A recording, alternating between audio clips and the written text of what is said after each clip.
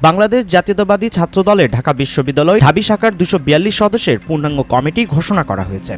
বৃহস্পতিবার 14 নভেম্বর ছাত্রদলের কেন্দ্রীয় সভাপতি রাকিবুল ইসলাম রাকিব ও সাধারণ সম্পাদক নাসির উদ্দিন নাসির এই কমিটির অনুমোদন করেন।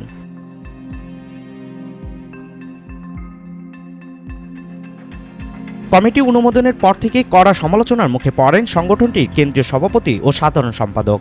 অভিযোগ উঠেছে, বাংলাদেশ জাতীয়তাবাদী ছাত্রদলের নতুন কমিটিতে স্থান পেয়েছেন ডক্টর মোহাম্মদ শহীদুল্লাহ হল ছাত্রলীগ নেতা মাহিদ ইসলাম নিয়ন। তিনি সহ সাংগঠনিক সম্পাদক পদে ভূষিত হয়েছেন। কমিটি ডিক্লেয়ার হওয়ার সাথে সাথে ছাত্রদলের বিভিন্ন জেলা শাখায় প্রতিবাদ মিছিল করেন সংগঠনটির বিভিন্ন শাখার ত্যাগী নেতাকর্মীরা।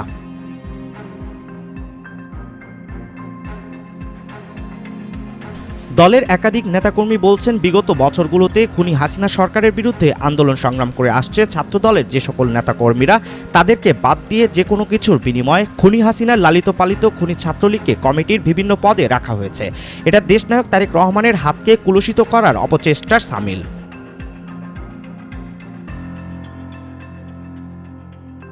এই সকল কর্মকাণ্ডে বাংলাদেশ জাতীয়তাবাদী ছাত্রদলের নেতাদের পদত্যাগ করে বাংলাদেশের সোনালী ফসল দেশনায়ক তারেক রহমানের কাছে ক্ষমা চাওয়া উচিত বলে বিভিন্ন শাখার ছাত্রদলের নেতাকর্মীরা মনে করেন।